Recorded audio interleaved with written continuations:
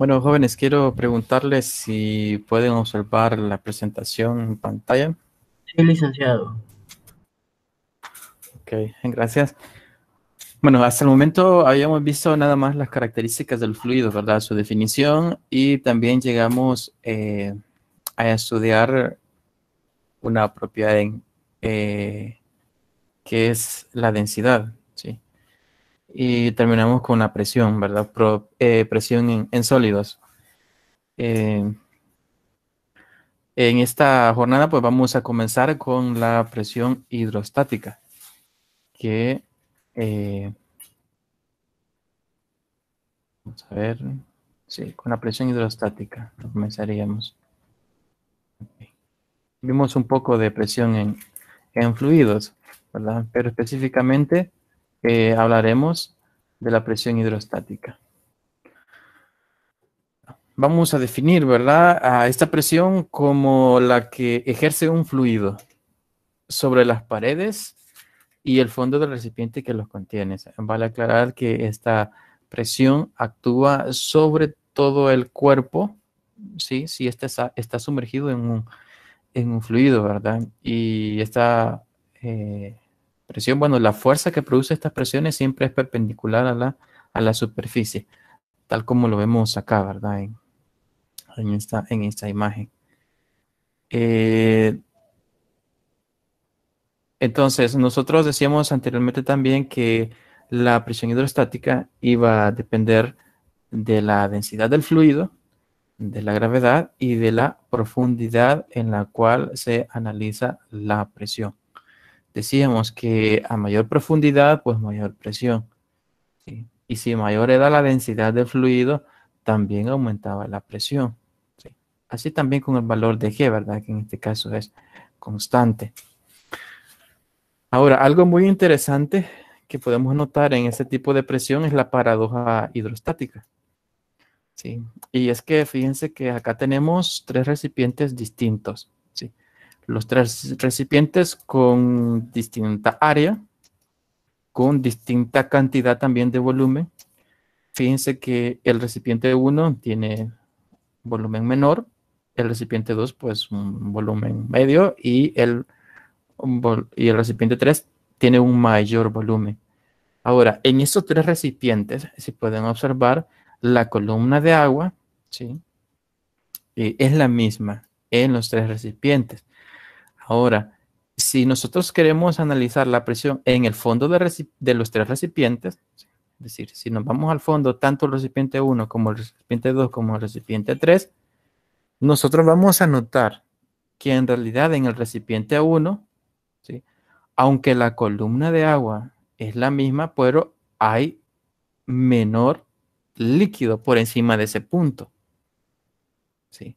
Y si nos vamos al recipiente 3, podemos observar que por encima del punto hay muchísimo más agua, a pesar de que tienen la misma altura la columna.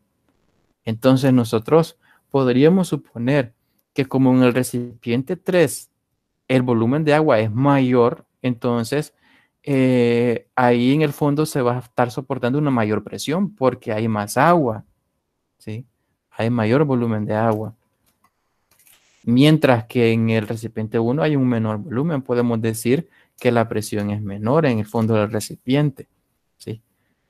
Pero lo que nos damos cuenta es que en realidad en los tres recipientes, ¿sí?, en el fondo se está soportando una misma presión, a pesar de que en uno haya más agua o menos agua, pues la presión a un mismo punto será la misma. Y eso es lo que nos dice este recuadro que está en verde. Nos dice que la presión del fluido es igual sobre el fondo de los tres recipientes, ¿sí?, porque la presión hidrostática no depende de la cantidad de fluido, sino de la altura de la columna de fluido, ¿sí? Recuerden, ¿verdad? La presión es igual a densidad por gravedad por altura o profundidad, ¿sí? En este caso, la altura de la columna de este fluido. Solo de eso depende la presión hidrostática. Y como en los tres recipientes la altura es la misma, pues entonces la presión va a ser la misma. Y también decimos que el fluido es el mismo. Porque si un fluido cambia, pues ahí ya no va a ser igual la presión, ¿verdad? Porque la densidad va a cambiar y eso va a hacer que cambie la presión hidrostática. Entonces, a este hecho nosotros le llamamos la paradoja hidrostática, que la presión no depende ni de la cantidad de fluido, ¿sí?, ni del área del recipiente, ¿verdad? Sino de la altura de la columna de fluido. Bueno, y con esto llegamos también al principio fundamental de la hidrostática, ¿sí? Eh, una relación bastante útil a la hora de encontrar presiones o calcular, mejor dicho, presiones en un manómetro, ¿verdad? Que es un instrumento sencillo para medir presión. Ya vamos a ver cómo funciona más adelante.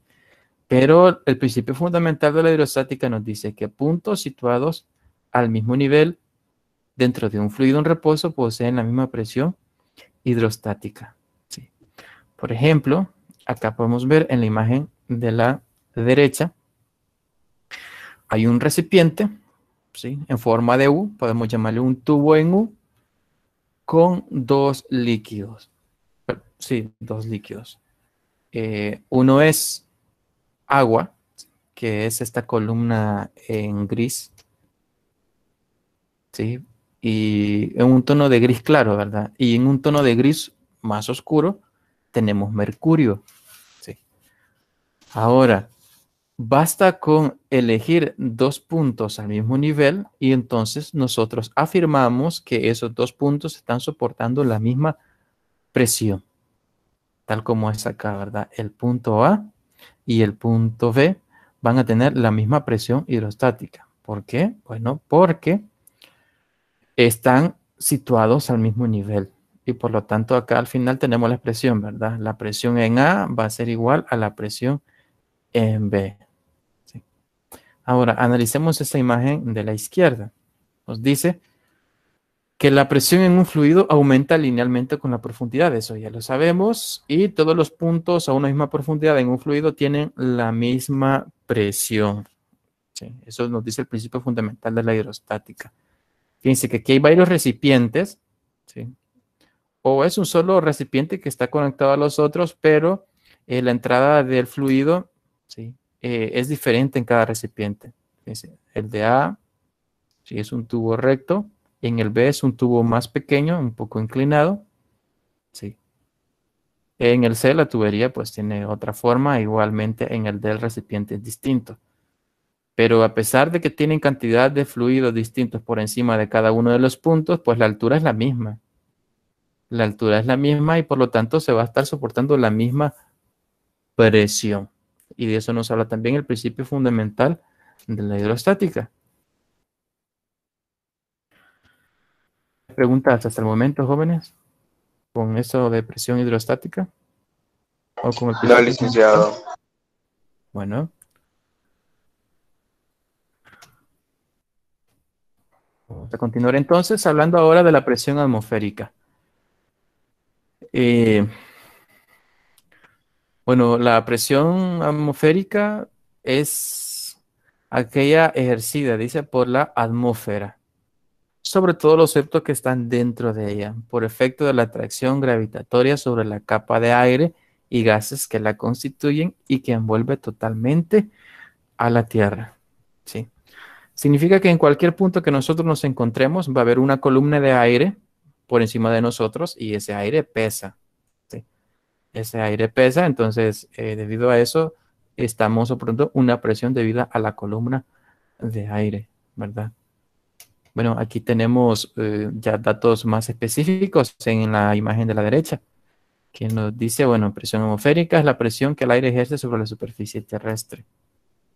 Cuando se mide la presión atmosférica, dice, se está midiendo la presión que ejerce el peso de una columna de aire de 1 metro cuadrado de área de superficie terrestre. ¿Sí? La presión atmosférica en la superficie de la Tierra es 101.325 pascales, aproximadamente 1.013 por 10 a las 5 pascales. ¿Sí? Eh, esta es la presión que se soporta en 1 metro cuadrado de sección.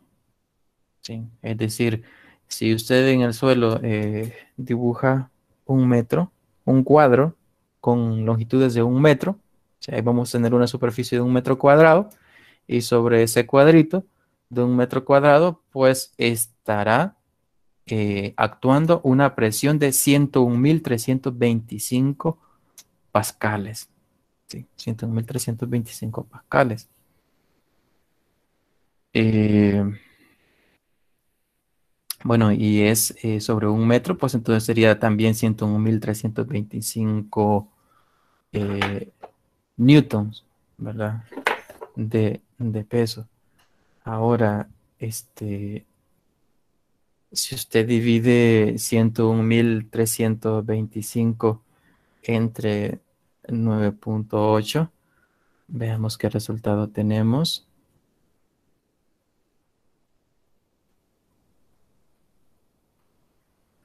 Bueno, 10.339 kilogramos, es decir, eh, 10.000, veamos, 10 toneladas, ¿verdad?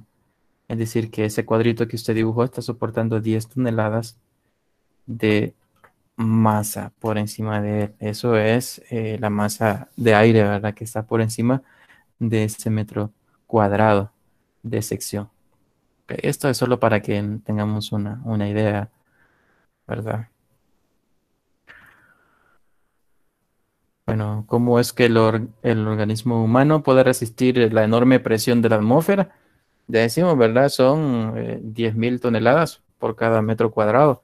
Bueno, perdón, más de 10 toneladas, que son 10.000 kilogramos, sí, no son 10.000 toneladas, son 10 toneladas. Eh, la respuesta es que en las células vivas, dice, mantienen una presión interna que equilibra exactamente a la presión externa. Sí, es decir, nuestro organismo ya está adaptado a esta presión, ¿sí? Entonces, no hay problema para que nosotros resistamos, ¿verdad? Esa presión.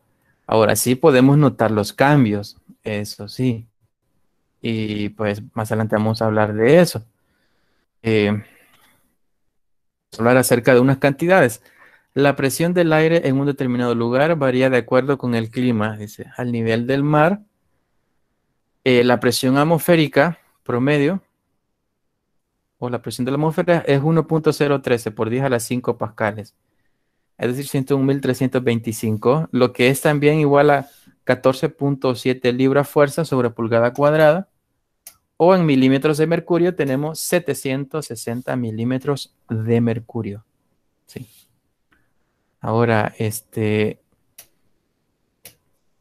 perdón, este valor se utiliza para definir otra unidad de presión, dice, de mucho uso, que es la atmósfera, la cual se abrevia como ATM. Entonces, una atmósfera de presión equivale a 1.013 por 10 a las 5 pascales, o también 101.3 kilopascales. ¿Sí? Estas son algunas relaciones. Ahora, otra unidad de presión que a veces se usa en meteorología, bueno, en realidad se utiliza bastante, y en mapas es el bar y el milibar.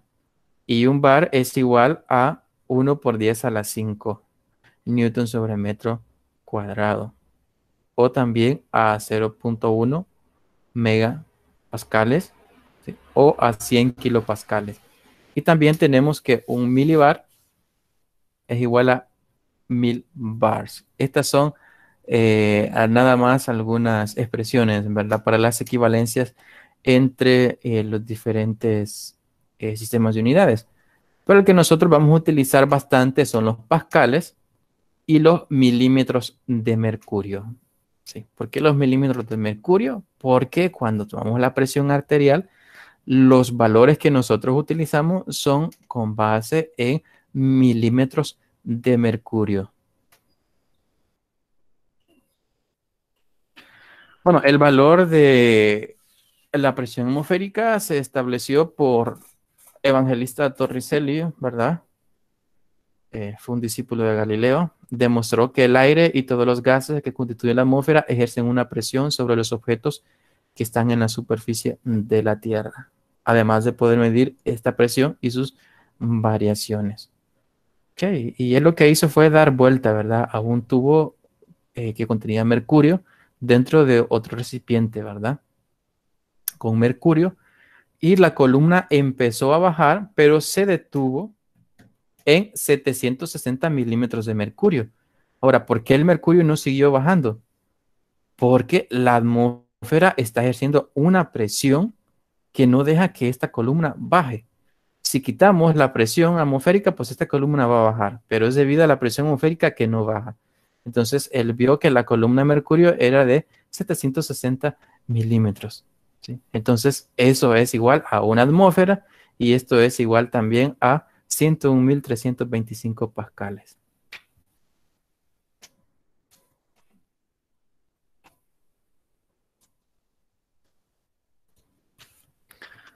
Aquí tenemos algunas aplicaciones, ¿verdad? Eh,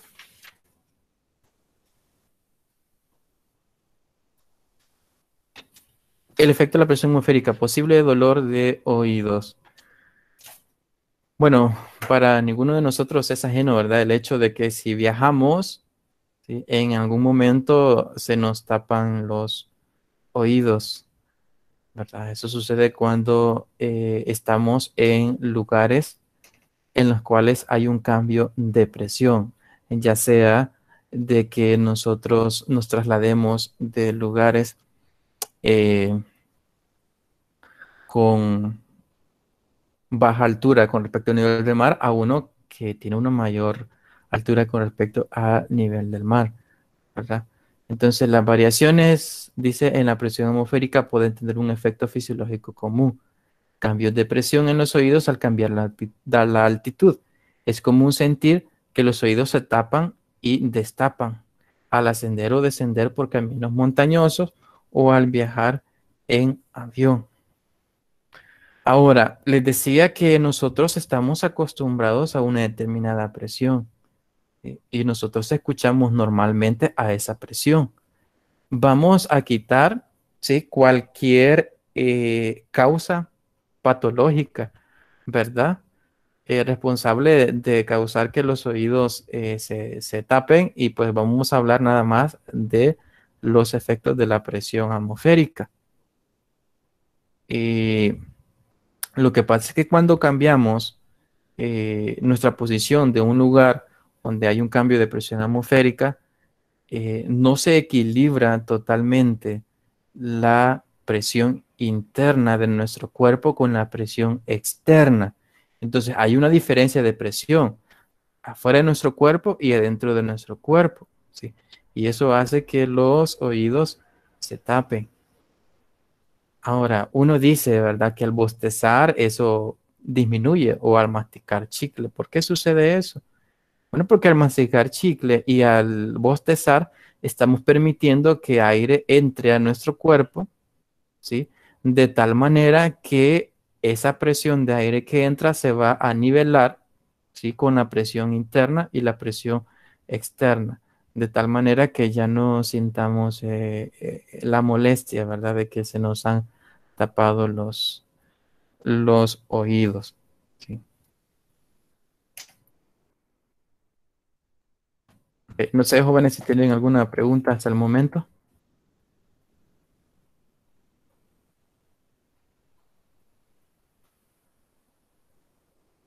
Bastante interesante, licenciado. Licenciado, una pregunta. Diga. ¿Con ese efecto en los oídos puede llegar a causar sangrado si tiene un valor extremo? Sí, vaya, sí, fíjense que, bueno, eso es interesante, ¿verdad? En realidad sí puede causar dolor y también pudiera producir sangrado. Vamos a suponer lo siguiente. Nosotros estamos en un lugar a nivel del mar, ¿sí? Ahora, si nos vamos a una montaña, digamos al monte Everest, donde la presión es muchísimo menor, pero nos vamos así como súbitamente, ¿sí? Eh, entonces, lo que nosotros vamos a observar es que fuera de nuestro cuerpo, la presión de aire va a ser mucho menor que la que está dentro de nuestro cuerpo. ¿Sí? Entonces, lo que va a pasar es que el aire que está dentro de nuestro cuerpo, como hay una mayor presión, va a querer salir. ¿Por dónde va a salir? Pues no va a querer salir por los oídos. Y recuerden que nosotros tenemos una membrana, ¿verdad? Entre el oído externo y el oído interno está el oído medio, que es donde está la membrana, ¿verdad? No sé, alguien me recuerde cómo se llama esta membrana. Se me olvida. Creo que es el tímpano. ¿Sí? Sí, licenciado. Sí, el tímpano. Sí, ¿verdad? Es el tímpano. Entonces lo que hace el aire es empujar al tímpano, ya sea para un lado o para otro lado. Entonces eso causa en nosotros dolor. Y si la presión es mayor, pues pueda llegar a tal grado de que se rompa el tímpano, haya un orificio en el tímpano. Entonces ahí va a haber un sangrado, ¿verdad? Pongámoslo de manera contraria. Si alguien viviera en el monte Everest y bajara a nivel del mar, ahí va a suceder lo contrario. La presión dentro del cuerpo va a ser menor que la presión que está afuera. Entonces el aire que está afuera va a querer entrar, ¿sí? En este caso por los oídos y va a empujar al tímpano entonces hacia adentro, ¿verdad?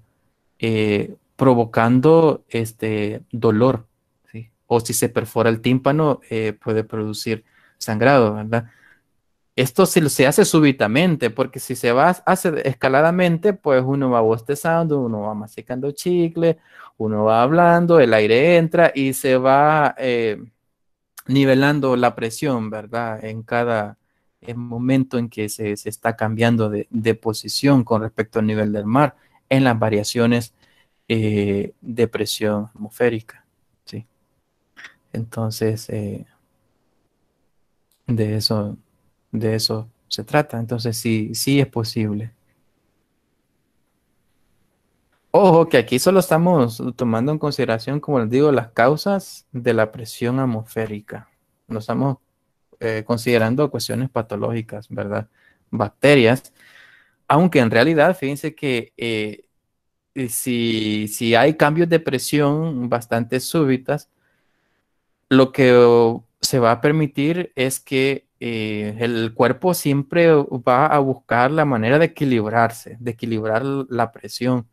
Y si se hace de manera rápida ese equilibrio, pues lo que puede ocurrir también es que bacterias entren, ¿verdad?, al oído y se produzca una infección.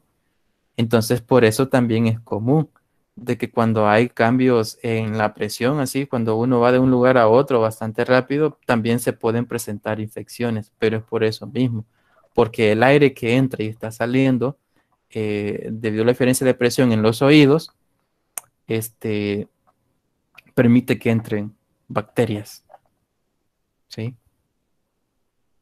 Eh, bueno, no sé si hay otra pregunta.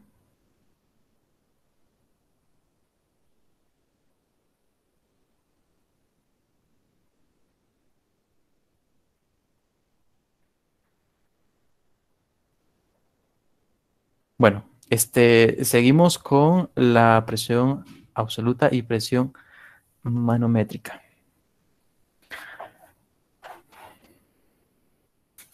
Bueno, aquí tenemos dos imágenes. Analicemos la de la izquierda primero, ¿sí? Consideremos un punto, ¿sí?, debajo del agua, este punto A que está acá. Okay. Este punto A va a estar soportando una presión debido al agua, ¿verdad? Eso es la presión hidrostática, es lo primero que vimos. Pero aparte de eso, va a estar soportando una presión atmosférica, es decir, dos tipos de presión. Presión hidrostática y presión atmosférica. Entonces, si sumamos ambas presiones, vamos a obtener lo que se llama presión absoluta. Presión absoluta. Y eso que tenemos acá. La presión absoluta P va a ser igual a la presión atmosférica. La presión atmosférica se va a notar con una letra P y un sub cero, ¿verdad? P sub cero, presión atmosférica. O también una P con ATM, tal como está en la imagen, ¿verdad? Aquí tenemos una P y luego dice ATM, que es atmosférica, más la presión hidrostática. Y recuerden que la presión hidrostática es densidad por gravedad por altura. Entonces, esto es la presión absoluta. Okay. Ahora, analicemos esa imagen. Aquí lo que tenemos es un barómetro de mercurio. ¿Sí? Esto es como el experimento de Torricelli, ¿verdad? La altura a la que el mercurio se eleva depende de la presión atmosférica ejercida sobre el mercurio en el plato. ¿Sí? Si la presión atmosférica aumenta, pues entonces esta columna de mercurio se va a elevar. ¿Por qué se eleva? Bueno, porque el aire está empujando el mercurio hacia adentro del tubo. ¿Sí? Y si la presión atmosférica disminuye, pues la columna de mercurio va a bajar, porque dado que la presión está disminuyendo, está permitiendo que la columna de mercurio baje. Entonces, aquí va a haber una diferencia de altura con respecto a dos puntos. Esto es H igual a Y2 menos Y1. Ahora, en la parte superior del tubo dice, hay un espacio casi vacío. Bueno, es este espacio que tenemos acá, ¿verdad? Pero lo que tenemos que resaltar aquí es lo siguiente. Siempre, ¿verdad? Que la presión absoluta es igual a la presión atmosférica más la presión hidrostática. Ahora, si nosotros hacemos aquí un análisis del principio fundamental de la hidrostática, nos vamos a dar cuenta que si acá adentro hay aire, ¿sí? Esto se va a contrarrestar con la presión atmosférica que está afuera, ¿verdad? Y por lo tanto las presiones dentro del tubo y fuera se anularían entre sí, pero en este caso aquí la presión atmosférica vale cero, ¿verdad? Porque dice que está casi vacío. Bueno, y por lo tanto, si adentro, ¿sí?, del tubo la presión atmosférica vale cero, entonces la presión absoluta que se estará soportando va a ser nada más a la presión hidrostática, ¿sí? Y a eso también nosotros le llamamos presión manométrica, que es la presión de un fluido encerrado. En este caso, el fluido encerrado en el tubo es mercurio, ¿sí? Y dado que es un líquido, podemos decir que es presión hidrostática. En este caso, nosotros decimos que la presión manométrica también es presión hidrostática y viceversa. Más adelante vamos a definir eso de mejor manera. Ahorita nos vamos a concentrar nada más en la presión absoluta, que es la sumatoria de las dos presiones, ¿verdad? Tanto la presión atmosférica como la presión hidrostática. Para ello, vamos a realizar el siguiente ejemplo que nos dice: determine la presión absoluta que soporta un buzo, ¿sí?, cuando se sumerge a una profundidad de 500 metros en el Océano Pacífico. Bueno, si el buzo abusado, dice ahí, ¿verdad? Si el buzo se sumerge a 500 metros, pues entonces va a estar soportando una presión debido a la columna de agua por encima de él. Pero además de eso, también una presión atmosférica. Por lo tanto, la presión absoluta del buzo va a ser igual a la sumatoria de las dos presiones, ¿verdad? Ahora, nosotros sabemos que la presión atmosférica, o P sub 0, va a ser igual a 1.013 por 10 a la 5 pascales, ¿sí?, que es lo mismo Newton sobre metro cuadrado. Ahora, entonces, con estos datos nosotros podemos calcular la presión absoluta. Entonces, la presión absoluta va a ser igual a la presión atmosférica, que es 1.013 por 10 a la 5. Aquí no es 105, jóvenes, sino que es por 10 a la 5. No se me olvidó escribirle ahí en superíndice, ¿verdad? Más la densidad. La densidad del agua de mar es 1030 kilogramos sobre metro cúbico, por el valor de G, que es 9.8 metros sobre segundo cuadrado, por H, que es 500 metros. Y si nosotros multiplicamos 1030 por 9.8 por 500, eso da un valor de perdón, aquí es 5 millones, ¿verdad? 5.047.000 newton sobre metro cuadrado. Esta sería la presión que se estaría soportando, ¿sí? Ahora, aquí, por favor, cuando trabajen estos ejercicios, siempre hay que convertir todo, ¿verdad?, al sistema internacional. ¿Sí? Es decir, si se está trabajando en gramos sobre centímetro cúbico, hay que convertir a kilogramos sobre metro cúbico. Si el valor de G lo da en centímetros sobre segundo cuadrado, hay que convertirlo a metros sobre segundo cuadrado. Y si la altura la da en centímetros, en pie, en kilómetros, pues hay que convertirla a metros para que dé unidades de newton sobre metro cuadrado. ¿Sí? Bueno, luego sumamos las dos presiones, ¿verdad? Obteniendo un valor acá de 5.148.300 pascales. Esta es la presión que va a estar soportando, ¿verdad?, el buzo a esta profundidad, que es de 500 metros. Esa sería la respuesta. Ahora, veamos los manómetros y presión manométrica. El aparato utilizado para medir la presión manométrica se llama manómetro. Ahora, existen varios tipos de manómetro. Es decir, cualquier instrumento que nosotros veamos que mida presión es un manómetro. ¿Sí? Por ejemplo, los calibradores, ¿verdad?, que se utilizan para regular la presión de aire dentro de las llantas de un automóvil, pues eso es un manómetro. O los medidores de presión que hay en cilindros, ya sea de oxígeno, en los hospitales o de cualquier otro gas. Entonces, eso es un manómetro. Un manómetro mide presión. Ahora, normalmente, como les digo, se puede, ¿sí?, representar la presión en distintas unidades, por eso nosotros debemos conocerlas. Si es en las calibración de las llantas de un automóvil, ¿verdad? Nosotros le decimos al que atiende ahí en la gasolinera que nos calibre la llanta 35 o 30-35, por ahí. Pero ¿a qué nos referimos con ese valor de 30-35? Bueno, esos son libra-fuerza sobre pulgada cuadrada, o la que nosotros llamamos también PSI, ¿verdad? Esos son unidades de presión.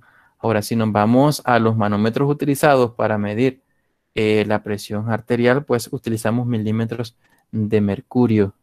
¿Sí? O puede que en algunos otros instrumentos que se utilizan en medicina la presión sea en pascales también, ¿verdad? Entonces hay que saber las relaciones que hay entre unas unidades de medida y otras. Bueno, aquí tenemos un manómetro al lado izquierdo. Esto es un manómetro de tubo abierto, ¿verdad? Porque aquí en el lado derecho podemos observar el tubo está abierto. Y aquí hay una presión de gas, ¿verdad? Entonces se coloca un líquido dentro, ¿verdad? Puede ser agua, ¿sí? Y va a pasar lo siguiente. Las alturas, ¿sí?, dentro de este manómetro tubo abierto va a depender de la presión que haya, ¿verdad? Tanto acá en este compartimiento como la presión atmosférica que está entrando por el otro lado del tubo, ¿verdad? Entonces, si nosotros analizamos la presión en el fondo del recipiente, fíjense bien, aquí en el fondo, tanto al lado izquierdo como al lado derecho, vamos a obtener lo siguiente, que de acuerdo a el principio fundamental de la hidrostática, como en el fondo del recipiente los dos puntos, ¿sí?, van a estar al mismo nivel, por lo tanto se va a estar soportando la misma presión. En este caso, en este punto al lado izquierdo, vamos a tener dos presiones. ¿Qué presiones vamos a obtener? Bueno, lo primero, la presión P, ¿verdad?, de aire que está acá. Este gas está ejerciendo una presión, entonces va a ser igual a esa presión más densidad por gravedad por altura 1. Aquí la altura se representa por la Y. Altura 1. Y la altura 1 es la altura de la columna de fluido que hay por encima del punto. En este caso es esta columna Y1, ¿verdad? Entonces aquí van a haber dos presiones en este punto. Una, debido a la presión de gas que hay acá encerrado, sería una presión manométrica. Y la otra, la presión de la columna de fluido que está por encima de ese punto. Eso al lado izquierdo.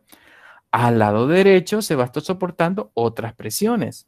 Uno es la presión atmosférica, porque si ustedes pueden observar, está abierto por acá el tubo, está entrando aire.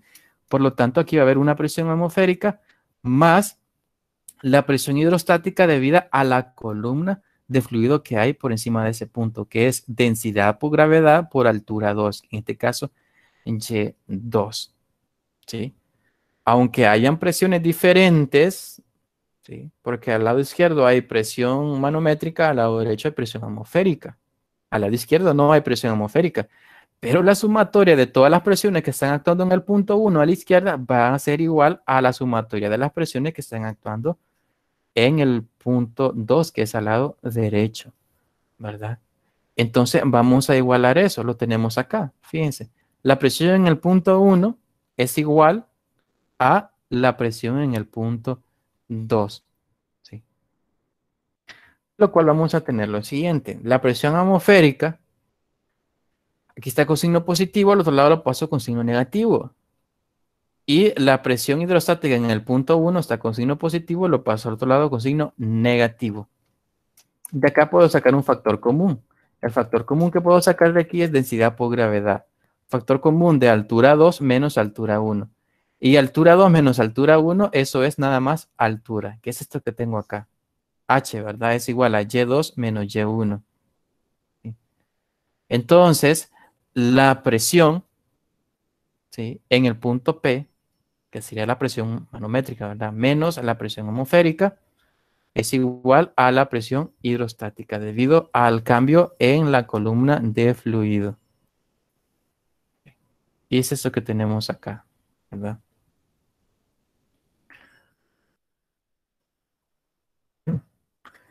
Y lo que tenemos, ¿verdad?, al lado derecho es la presión manométrica. A la presión manométrica se le llama también presión relativa porque toma como referencia la presión atmosférica. Entonces nosotros podemos notar aquí que la presión P que ejerce este gas, ¿sí?, en realidad es la presión absoluta también, ¿verdad? Entonces, esta P, recuerden, es presión absoluta, la que no tiene ni manométrica ni atmosférica. Entonces, la presión manométrica nosotros la calculamos como la presión absoluta menos la presión atmosférica. Por eso, como dice acá el texto, ¿verdad?, se le llama presión relativa, porque es una presión que se toma con base a la presión atmosférica. O sea, qué tanto es mayor o qué tanto es menor de la presión atmosférica. Eso denota la presión manométrica.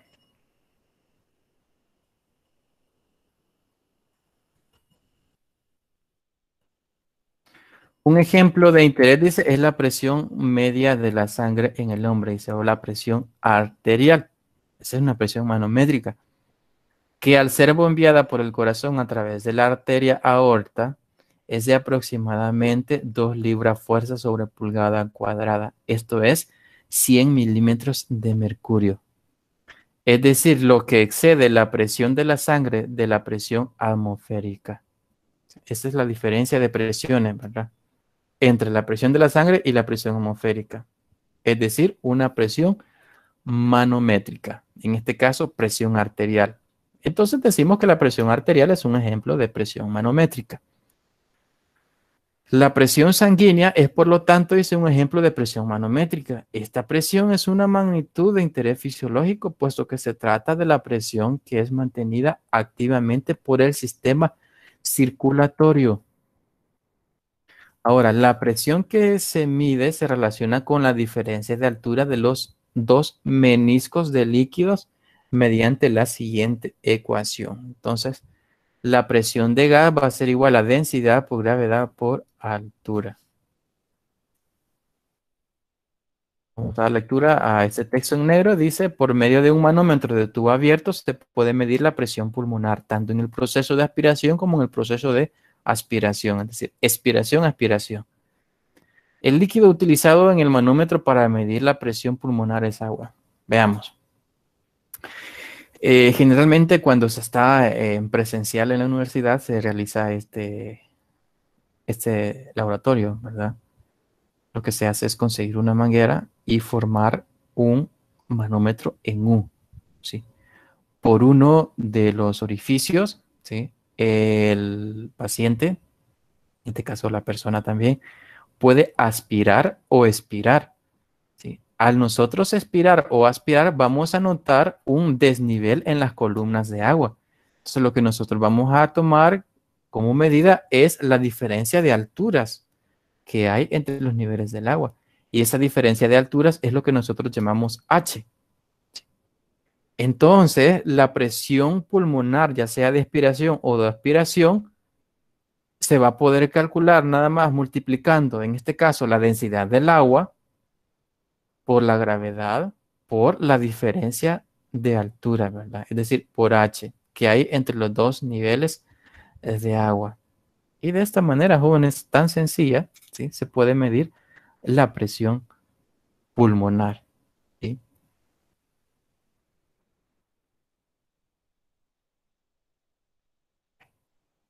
Si hay preguntas hasta el momento, jóvenes.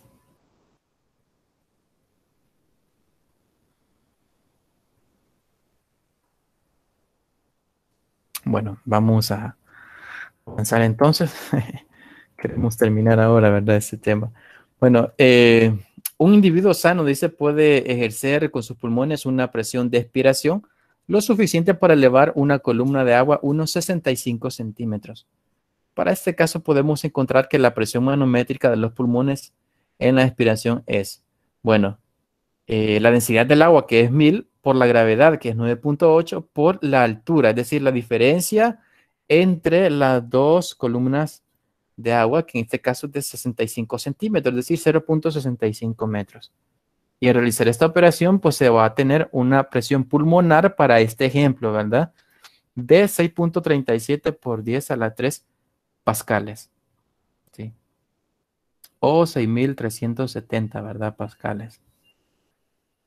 Actualmente, dice, este tipo de manómetros está siendo reemplazado por aparatos llamados transductores de presión, en los cuales las diferencias de presión accionan dispositivos electrónicos de lectura. Y ahí nos da la definición de un transductor, ¿verdad? Que es simplemente un dispositivo por medio del cual, por ejemplo, una acción mecánica se transforma en una acción eléctrica. O dicho de otra manera, nosotros podemos traducir una magnitud física en una señal eléctrica. Para eso se necesita un transductor. En este caso, lo que se quiere convertir es la presión. La presión, que es una magnitud física, se quiere convertir en una señal eléctrica para que ésta pueda accionar unos circuitos ahí, ¿verdad? Y nos dé una lectura acerca de dicha presión. Para eso sirve un transductor. Ahora, en cuanto a la presión sanguínea, ¿verdad? Es un ejemplo de presión manométrica y su medición se realiza utilizando manómetros especiales. Entre esos tenemos el tensiómetro o el esfigmomanómetro de mercurio. Esfigmomanómetro, sí, así es. Esfigmomanómetro de mercurio. ¿Por qué se llama esfigmomanómetro de mercurio? No, porque en realidad se utiliza aire, ¿verdad? Para poder realizar la lectura.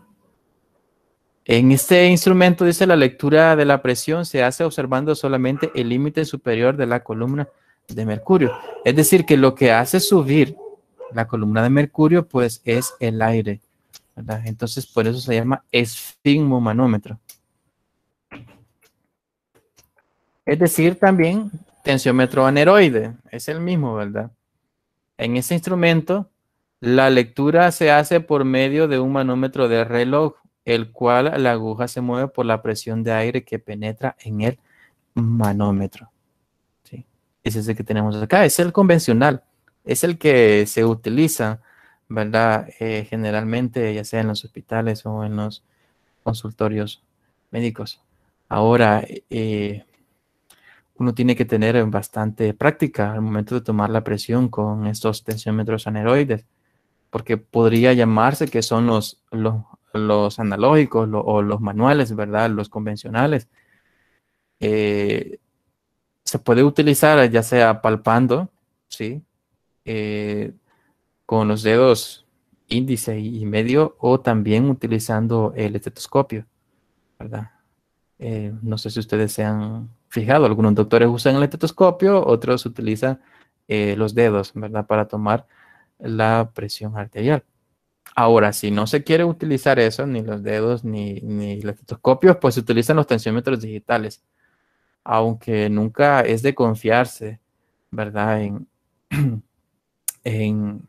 en esos digitales, porque puede ser de que usted vaya en un lugar y no hayan digitales y solo hayan de estos que son convencionales y usted no puede, y bueno, doctor, y no puede tomar la presión arterial, ¿verdad? Entonces es necesario aprender siempre a utilizar cualquier clase de tensiómetro.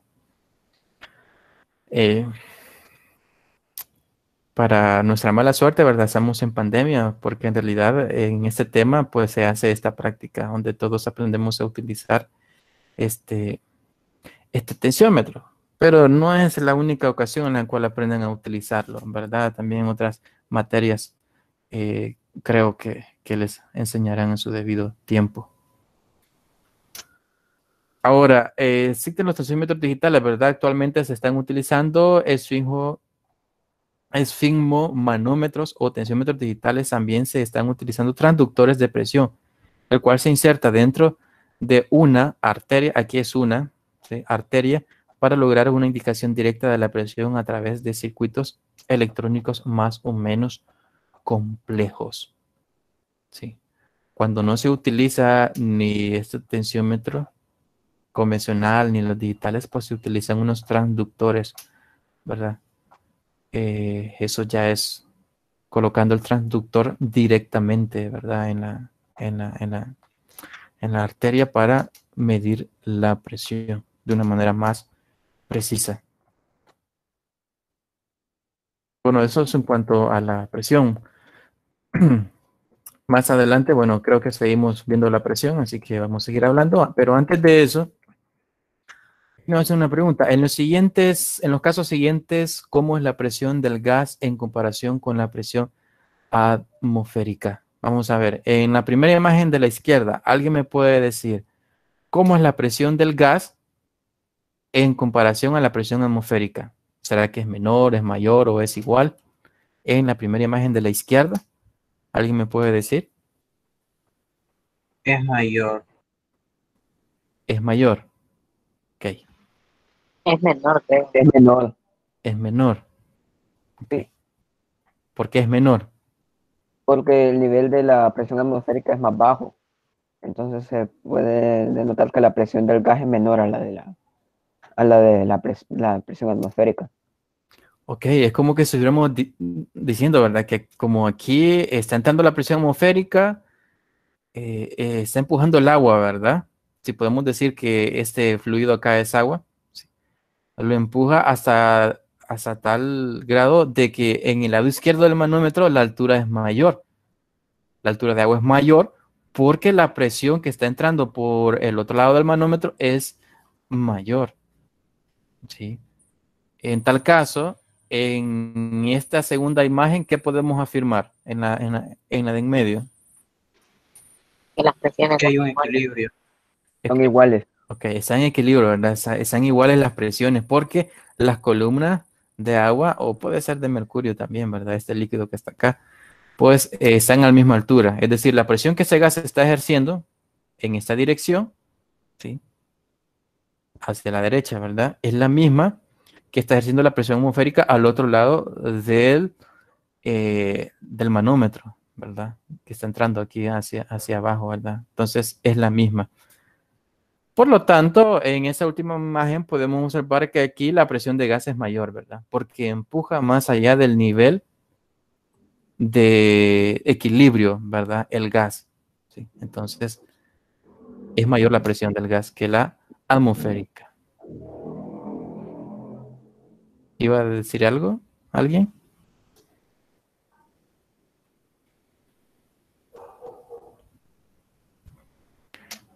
Bueno, vamos a seguir hablando de la presión arterial.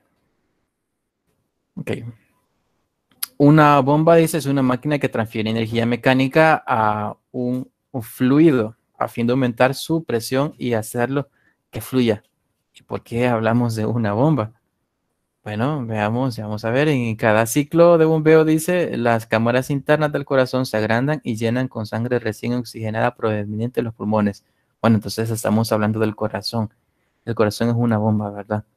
Transfiere energía mecánica al fluido para que éste pueda aumentar su presión y hacerlo fluir. Sí. Ahora, ese fluido pues pasa, ¿verdad? Por cada una de las cámaras internas del corazón. Estas cámaras ya se agrandan y se llenan con sangre recién oxigenada proveniente de los pulmones. Pero veamos cómo funciona esto. Vemos, cuando se contraen las cámaras llamadas ventrículos, aquí tenemos, ¿verdad? El ventrículo derecho y ventrículo izquierdo. Sí. Hay que hacer la aclaración aquí, ¿verdad? Que el izquierdo, bueno, para nosotros sería el derecho, visto desde frente, ¿verdad? Y el derecho, bueno, no, para nosotros es el izquierdo, pero es porque nos lo estamos viendo de frente. Ahora, cuando se contraen las cámaras llamadas ventrículos, ¿sí? Se expulsa sangre a través de las arterias. Las arterias principales se ramifican para formar arterias cada vez más estrechas hasta llegar a los diminutos capilares. Ahora, la presión de la sangre arterial sube y baja en respuestas al ciclo cardíaco, es decir, cuando los ventrículos se contraen, empujando sangre hacia el sistema arterial. La presión en las arterias aumenta entonces abruptamente. Ok. Bueno, diga. Voy a retroceder a la otra diapositiva que no logré tomarle captura.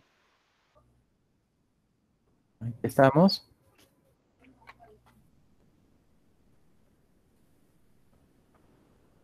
Listo, gracias. Bueno.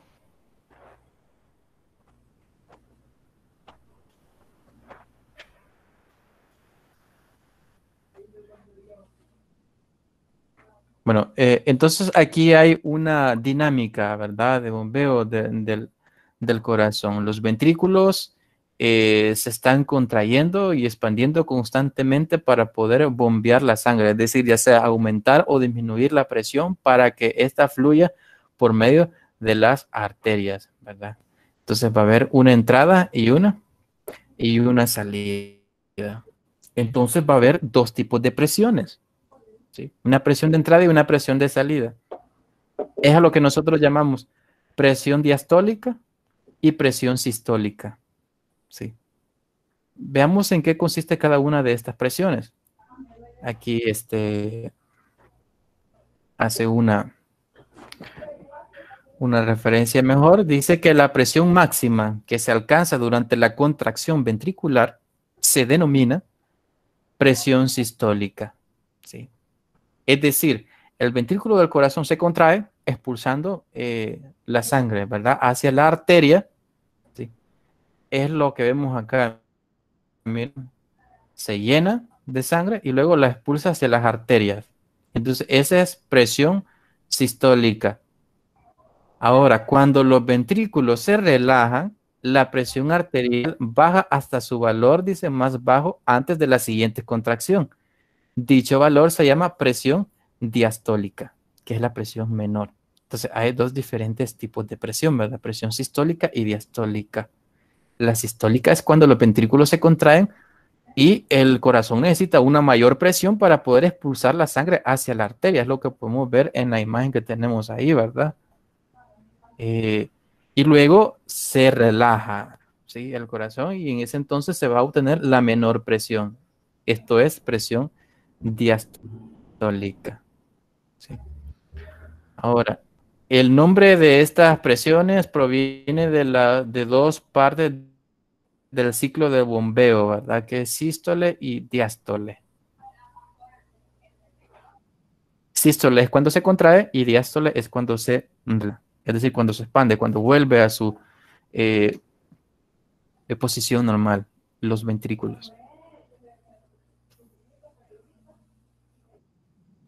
Las paredes de las arterias, dice, tienen considerable elasticidad y se expanden y contraen con cada ciclo de bombeo. Esta alternancia de expansiones y contracciones se puede detectar como un pulso en las arterias cercanas a las superficies del cuerpo. ¿Sí? Es decir, que ese pulso, ¿sí? Se transmite a las otras arterias, ¿verdad? Que nosotros tenemos. Por ejemplo, la arteria radial, cercana a la superficie de la muñeca, se usa comúnmente para medir el pulso de las personas, ¿sí? Más de alguno lo ha hecho, ¿verdad? Se toma el pulso cerca de la muñeca, ¿sí? Ahora, el pulso equivalente a la tasa de contracción de los ventrículos, el pulso, o sea, el pulso que se siente ahí en la muñeca, equivale a la tasa de contracción de los ventrículos, así que refleja el ritmo cardíaco, ¿sí? Entonces, el pulso de esa arteria radial, ¿sí?, equivale al pulso del corazón, ¿sí? Entonces, en esa arteria nosotros pudiéramos medir las dos presiones, ¿verdad? La sistólica y la diastólica, tal como en el corazón. Ahora, la medición de la presión sanguínea de una persona implica, dice, medir la presión de la sangre sobre las paredes de las arterias. Esto se hace con un esfigmomanómetro. La palabra esfingo significa pulso, ¿verdad? Se usa un manguito inflable o la pera infladora, ¿verdad? Que es donde nosotros presionamos para poder inflar el brazalete, para cortar temporalmente el flujo de sangre. Eso es lo que hacemos, ¿sí? Cortar el flujo de sangre en la arteria. Ahora, la presión del manguito se reduce lentamente mientras la arteria se vigila con un estetoscopio. Algunos lo hacen con un estetoscopio. Esta doctora que ustedes ven en la imagen tiene un estetoscopio, lo está haciendo con él, ¿verdad? Pero algunos lo hacen con los dedos, ¿verdad? Sintiendo directamente los pulsos. Hay que aprender a hacerlo de todas las maneras, ¿verdad? Porque uno nunca sabe. Si no vamos a tener estetoscopio, pues hay que hacerlo con el dedo, ¿verdad? Con los dedos índice y medio, colocando los dedos en la arteria. Bueno, hay que tomar algunas medidas, ¿sí?, para poder medir la presión arterial. No es que usted directamente va a colocar el brazalete, lo va a inflar hasta cuando el paciente aguante, ¿verdad? No hay procesos que se deben respetar, ¿sí? Porque si no, podemos dañar la arteria. Una mala medida de la presión puede dañar la arteria. Ahora, por acá les voy a dejar un video, ¿sí?, de cómo medir la presión arterial. Entonces, después pueden buscarlo, ¿verdad? O pueden buscar también otros videos en YouTube, ¿verdad? Sería bueno de que ustedes tengan más o menos una idea, aunque no de manera práctica, pero sí de manera teórica, ¿verdad? En cuanto a los valores, ¿cómo sabemos si la presión está normal o no? Bueno, se llega a un punto, dice, en el que apenas comienza a pasar la sangre por la arteria constreñida. Es decir, hemos constreñido la arteria, no dejamos que fluya la sangre, pero luego giramos, ¿verdad?, una válvula por ahí que tiene el tensiómetro para que el aire empiece a salir, pero despacio. Y luego eso es lo que vamos a notar, que la sangre va a comenzar a fluir de nuevo. Ahora, este flujo es turbulento y produce un sonido específico con cada latido del corazón. Entonces, ese flujo turbulento o el sonido de ese flujo turbulento es el que vamos a escuchar en el estetoscopio, ¿sí? Como que se está liberando agua a presión, ¿verdad? Así más o menos así se escucha. O aire, mejor aire, porque agua no es muy buena similitud, pero como que si se estuviera liberando aire, ¿verdad?, a presión. Ese es el sonido que se escucha en el estetoscopio. Ahora, cuando se escucha inicialmente ese sonido, se toma nota de la presión sistólica. Entonces, aquí hay que estar atento, ¿sí?, tanto a la vista como al oído. La vista en el manómetro, en el oído en el estetoscopio, para que el momento en que uno escuche el primer sonido, pues uno ve qué valor tenía la aguja en ese momento. En este caso, el valor tiene que ser cercano a 120 milímetros de mercurio, ¿verdad? Ahora, cuando los latidos turbulentos desaparecen porque la sangre ya fluye suavemente, entonces toma la otra lectura, ¿verdad?, que sería la diastólica. En este punto la presión normal es de unos 80 milímetros de mercurio. Esto es utilizando el estetoscopio, ¿sí? Utilizando los dedos índice y medio, es decir, por el método palpatorio, pues vamos a sentir en los dedos 2 pulsaciones. La primera pulsación corresponde a la presión sistólica y la segunda a la presión diastólica, ¿sí? Eso es así de manera comentada, ¿verdad? Y de manera general.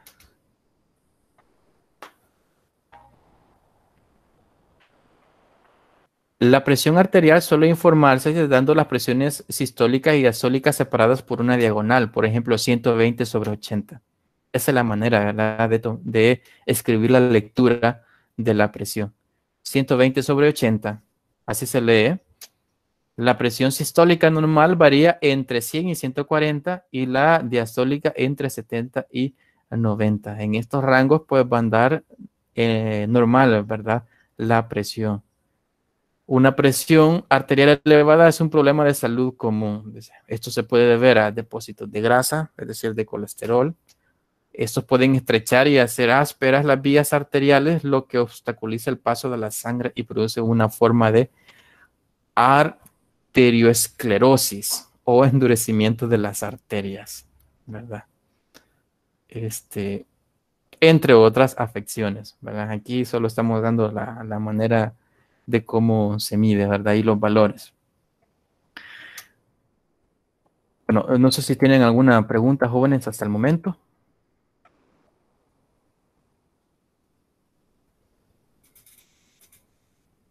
No, licenciado. Bueno, gracias por contestar. Vamos a avanzar, ya que ya nos pasamos bastante de la hora, pero queremos terminar. Creo que solo 4 diapositivas faltan, ¿sí? Un poco de paciencia. Principio de Pascal, ¿verdad? La cual nos dice que toda variación de presión en el seno de un fluido se transmite de manera igual en todas direcciones y actúa perpendicular sobre las paredes del recipiente. Por lo tanto, tenemos eso acá, que la presión 1 va a ser igual a la presión 2. Esto considerando el esquema de la imagen de la izquierda, ¿sí? En la imagen de la izquierda tenemos 2 pistones o 2 émbolos, ¿sí? 2 émbolos, ¿verdad? Los cuales están conectados, ¿sí?, por un dispositivo en el cual hay un fluido dentro. Ahora, lo que nos dice este principio de Pascal, que el cambio o la variación de presión, ¿sí?, en ese émbolo 1 va a ser igual a la variación de presión en este émbolo 2, es decir, la presión va a ser la misma, aunque la fuerza no lo sea, ¿sí? Y eso es lo que tenemos acá, que la presión en 1 va a ser igual a la presión en 2. Y recuérdense que inicialmente nosotros en sólidos, o la expresión general para la presión, ¿sí? Entonces, en vez de escribir presión 1, escribimos fuerza 1 sobre área 1. Y eso es igual a la presión 2. En vez de escribir presión 2, colocamos fuerza 2 sobre área 2. Y esto es la expresión matemática para el principio de Pascal. Ahora, el principio de Pascal más que todo se utiliza, o la aplicación básica es para multiplicar fuerzas. Es decir, con una fuerza pequeña en uno de los lados del émbolo se puede obtener una fuerza grande, tal como vemos acá en la imagen de la derecha, ¿verdad? Es una hidráulica. Una aplicación en medicina, pues son las camas de aguas también, ¿sí? Los pacientes confinados a estar en cama por largos periodos de tiempo, dice, con frecuencia desarrollan escaras, es decir, llagas, en aquellas partes del cuerpo que soportan mayor presión debido a su peso. Entonces se utiliza una cama de agua. ¿Por qué una cama de agua?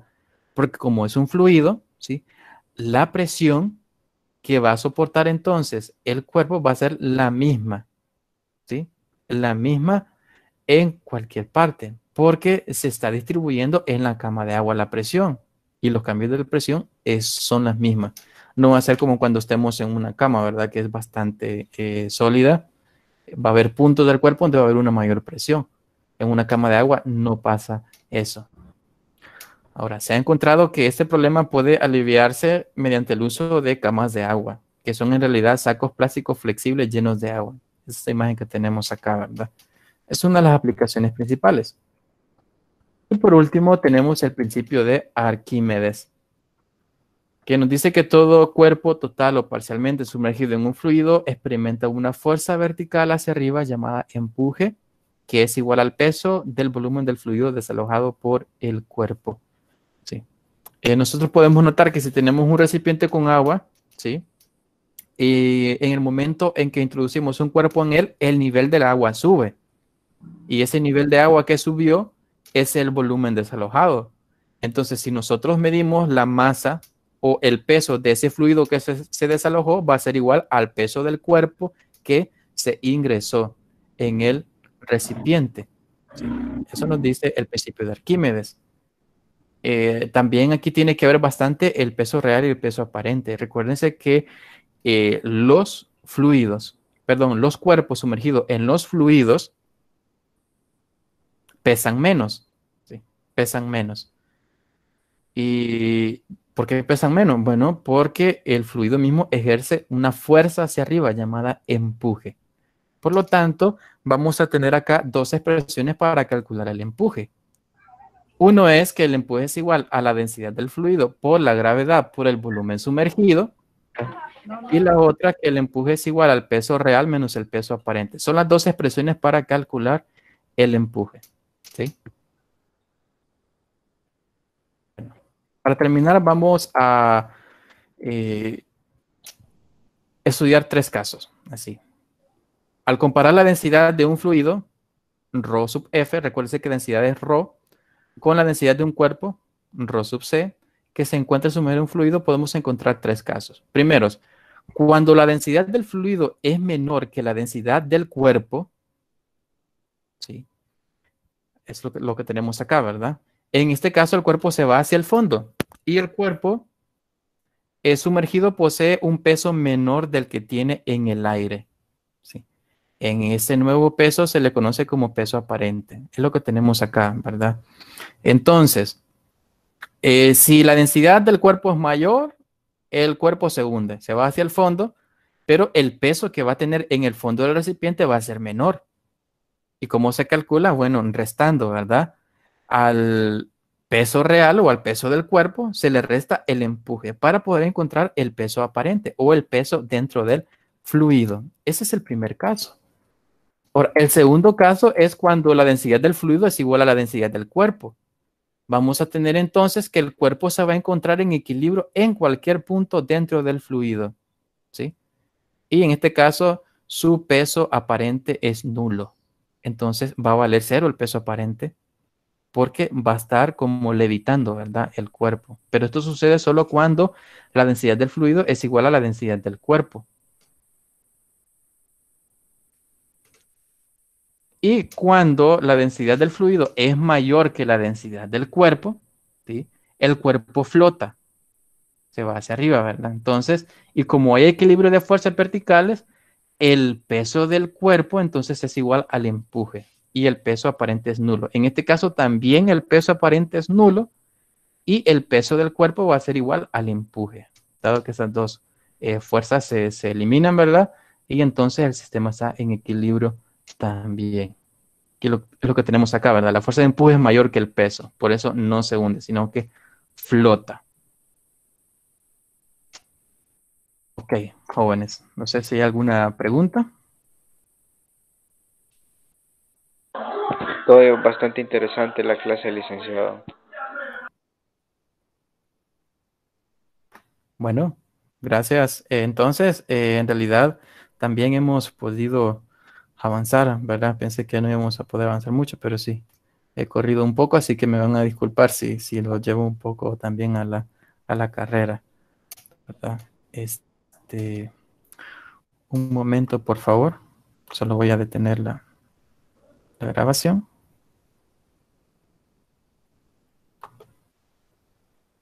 Licenciado. Dígame.